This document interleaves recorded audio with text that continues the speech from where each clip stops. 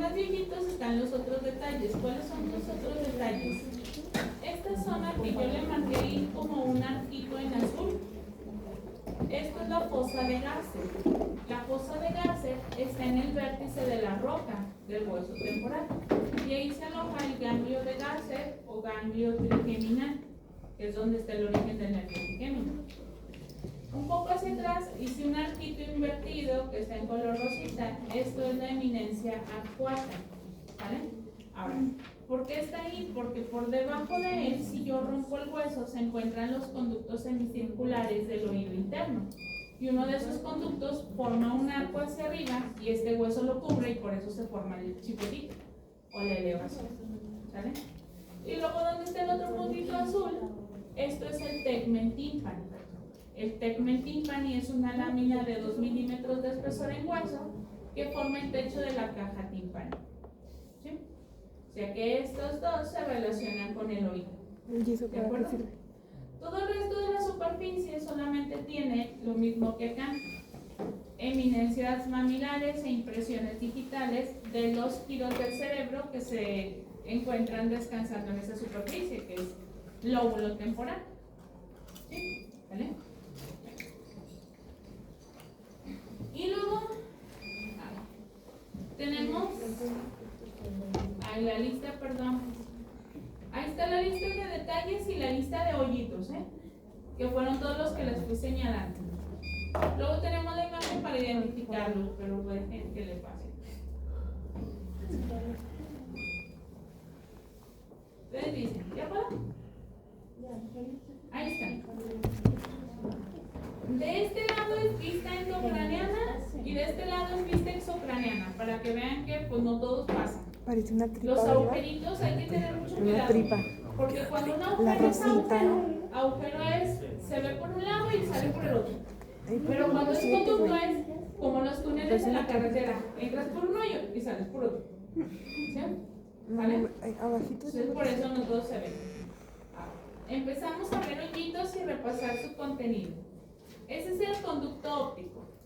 Y ahí va nervio óptico y arteria octal. ¿Sí? Esta es la hendidura esfenoidal o fisura orbitaria superior. Y aquí va el nervio oculomotor, troclear, abducens, primera rama del trigémino y la vena oftálmica superior y la raíz simpática del ganglio ciliar. ¿Sí? Y luego este es el agujero redondo mayor y ahí va el nervio maxilar. Y luego aquí está el agujero oval y ahí va el nervio mandibular, la arteria meningia accesoria o menor y la vena del agujero oval. Y luego aquí está el agujero redondo menor espinoso y esta es la arteria meningia media. Y aquí tenemos al innominado de Arnold y el de Vesalio, que van los nervios petrosos y los vasos livianos y pterigoideos.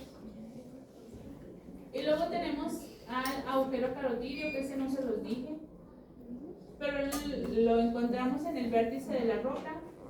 ¿Sí? Y ese agujero es la entrada al cráneo de la arteria carótida interna y el plexo simpático que la acompaña. ¿Vale? El oval, perdón. Este es el rasgado posterior que yo les dije que no va a pasar nada para abajo, nada más va a caminar encima los nervios petrosos. ¿Vale? Y ahora, de la vista exocraniana, ¿cuáles sí se pueden ver por fuera? Pues se va a ver el oval, el oval. Se va a ver el espinoso,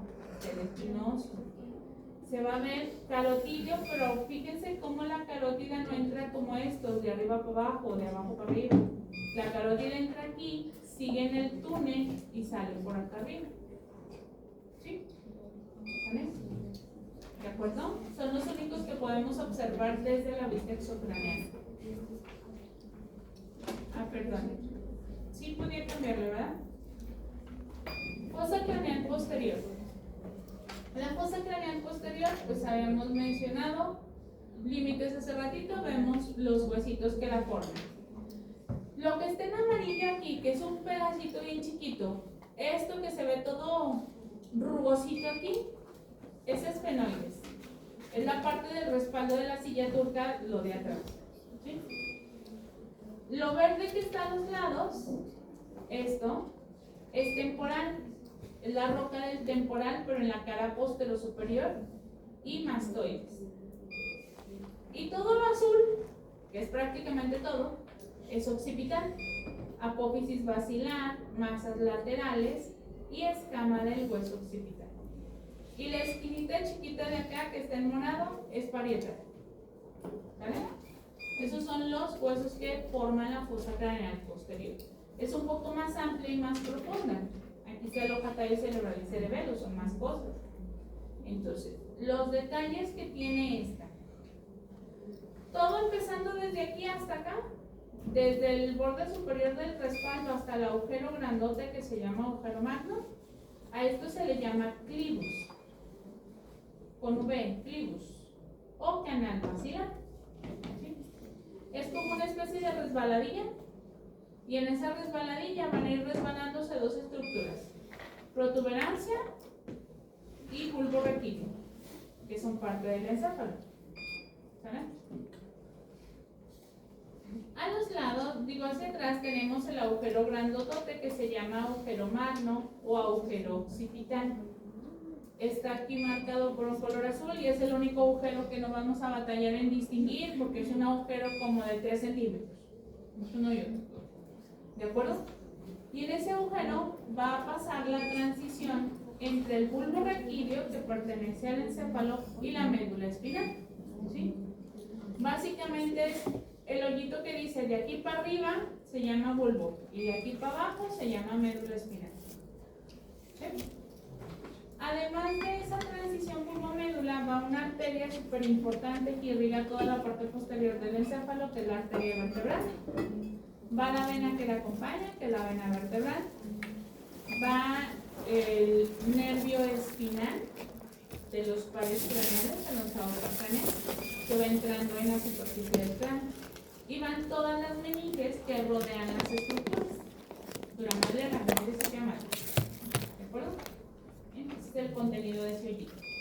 Fosa craneal posterior. Luego en la parte posterior, hacia atrás del agujero magno, tenemos esta superficie. Esta es la cresta occipital interna. Ahí se inserta la hoz, pero la hoz del cerebelo, la que separa el cerebelo. La hoz del cerebro separa el cerebro en dos mitades y la hoz del cerebelo separa el cerebelo en dos mitades. ¿Sí? Luego tenemos hacia atrás este punto amarillo. Esa es una elevación, se llama protuberancia occipital interna o eminencia cruciforme, porque aquí pues parece que forman una cruz. ¿Sí? En esa protuberancia se aloja la presa de erófilo. Y puse el nombre aquí porque en los libros, en un libro en particular dice prensa. No es prensa, porque prensa es de prensar o de la que publica cosas. Esta es una presa donde se acumula un líquido. Y en este caso el líquido es sangre. Ahí está el sitio donde todos los senos venosos, los que recogen la sangre venosa del encéfalo, se juntan. Entonces forman una presa grande que la describió Erófilo en aquellos años, por eso le llaman presa de Erófilo. ¿Vale? Y tiene punto de relevancia clínica porque si se rompe ahí, adiós, por la cantidad de sangre que se maneja. ¿De acuerdo? Por arriba y a los lados ya tenemos hacia arriba el surco del seno longitudinal superior para alojar el seno longitudinal superior. Y a los lados de la cresta están estas fosas marcadas por los puntos azules. Esas se llaman fosas cerebelosas. Ahí se alojan los hemisferios del cerebelo. ¿Sí? Arriba está el límite de esas fosas cerebelosas. Es este se llama canal del surco, canal o surco del seno lateral o seno transverso. Y es para el seno lateral o seno transverso. Y por fuera se limitan por este, que es el canal o surco del seno sigmoides. Y pues ahí se aloja el seno sigmoides. ¿Sí? ¿Vale? Esos son los límites de las fosas cerebelosas. Arriba de esos límites están las fosas cerebrales, pero eso ya no pertenece a esta fosa craneal, esto ya pertenece a calota, porque aquí es donde están los lóbulos occipitales. ¿Bien?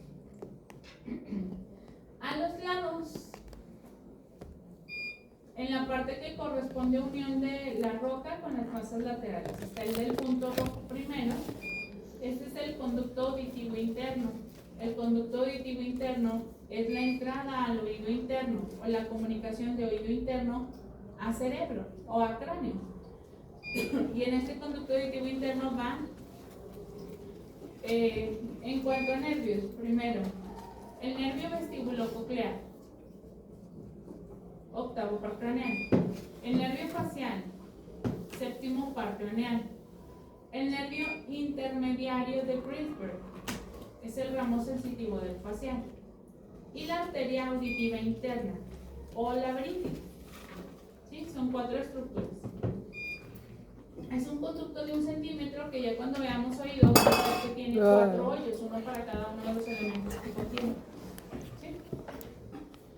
Luego está el agujero rasgado posterior que está en este arco o agujero yugular. Y ese agujero yugular está dividido en 2 hoyitos, uno chiquito para 3 nervios y uno grande para una estructura venosa. Ahí va a pasar el glosofaríngeo, vago y espinal. Noveno, décimo y 11º par craneal. Glosofaríngeo, vago y espinal. 9, 10 y 11. Y la estructura venosa es el seno sigmoides. El seno sigmoides es el que va en el surco este. Este surco termina en el agujero y luego ya pasa el seno sigmoides. Y ese seno sigmoides es súper importante porque es el que se va a convertir en la vena yugular interna. ¿Sí? Adelante. Acá estoy. Pase. Hola, Florecita. Hola, doctora. Ay, ya sé que viene, la mandaron a que le firme. Sí, por vida suya. Por vida mía. ¿Sí? Luego está el agujero precondilio, condilio anterior, que yo lo puse aquí en amarillo, es este hoyito de acá. Ese agujero precondilio también se llama conducto del hipogloso. ¿Por qué? Pues porque ahí pasa el hipogloso, 12º par craneal. ¿Sale? Y luego tenemos al agujero retrocondilio, que aquí lo puse en puntito verde. Nada más que ese retrocondilio es inconstante. O sea que aquí sí viene y acá no viene. Pero por fuera sí se ve. ¿Vale? Y en el retrocondilio pasa la vena emisaria condilia. ¿De acuerdo? ¿Bien? Vena emisaria condilia. Y luego tenemos otro que es el foramen mastoideo, que aquí lo marqué. De este lado apenas se ve el puntito negro.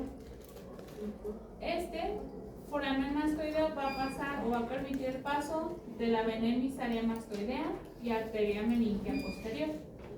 ¿Sale? Otra arteria meningia posterior, porque son 2.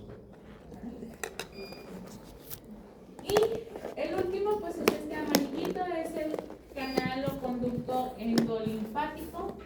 Ese conducto lleva la endolinfa desde la base del cráneo hasta el oído. ¿Sí? Va a conectar esta conducta.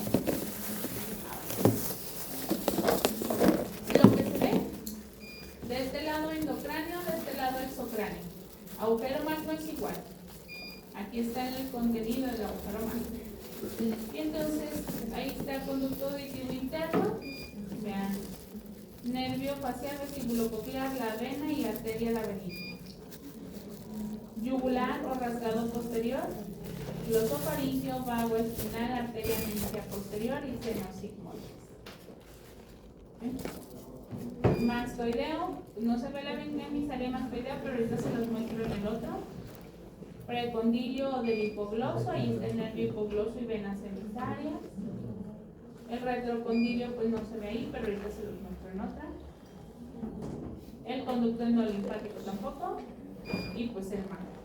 Y en el magno, ahí está la transición entre el bulbo y la médula, las arterias vertebrales, las arterias espinales, las venas vertebrales y los nervios.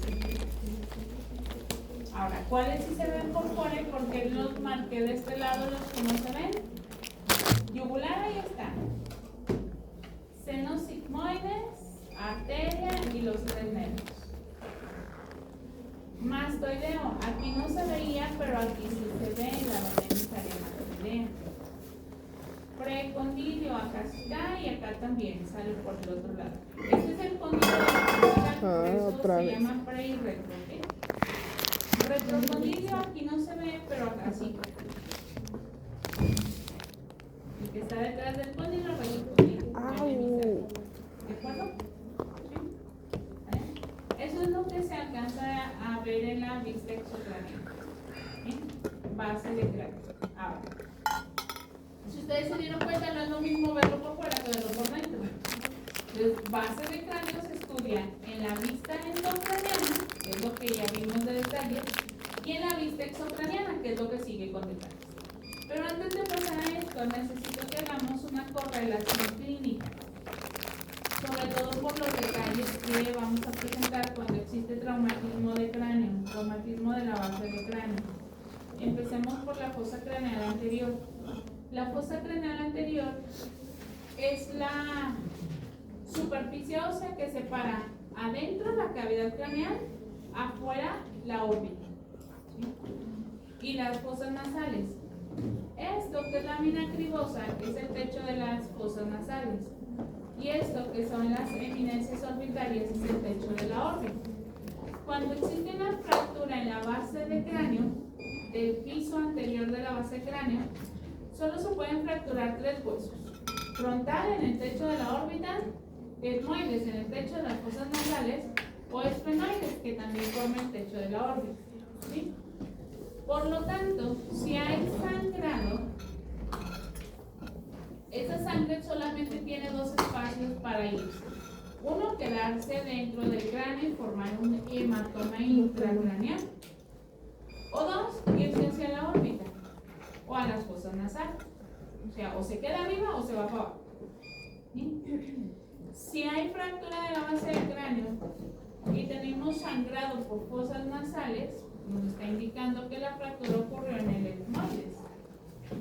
Si hay fractura de la base del cráneo y hay un hematoma periocular, los signos de mapache, órbita, nos está indicando que la fractura ocurrió o en el frontal o en el ala menor del esfenoide. ¿Sí? Si a eso le agregamos salida de líquido cefalorraquídeo, pues eso ya es una indicación de que sí o sí existe la fractura. ¿Sí? ¿Por qué hacemos esa correlación clínica? Existen datos que se conocen como datos patognomónicos o sugestivos de una fractura de base de cráneo. Si tenemos el antecedente de una caída en una persona que se golpeó la cabeza porque se cayó de la bici y chocó contra el poste, o un accidente automovilístico, o lo que ustedes quieran, gusten y manden, pero se golpeó la parte de la cabeza, y seguido de ese golpe empieza a salir líquido cefalorraquídeo y sangre por la nariz, eso es fractura de base de cráneo hasta que no se demuestre lo contrario. O si se le pusieron los ojos morados rápidamente, eso es fractura de base de cráneo. A menos de que me digan que después de la caída llegó alguien y le dio un puñetazo en el ojo, pues bueno.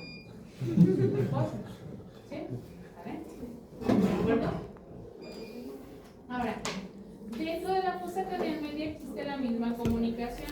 Cuando yo les mencionaba, pues esta parte va a base de cráneo directo, pero esta parte forma el techo del oído medio y del oído interno.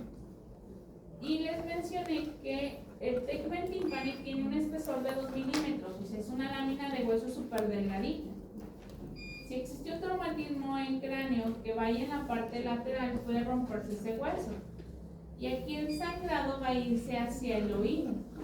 Y si tenemos salida de sangre por el oído, salida de líquido cefalorraquídeo por el oído, eso es fractura de la base de cráneo en el piso medio. ¿Sí? ¿De acuerdo? Igual incluye el hematoma en la región de la mastoides, detrás del oído, que es el signo de Bantam. ¿Sí?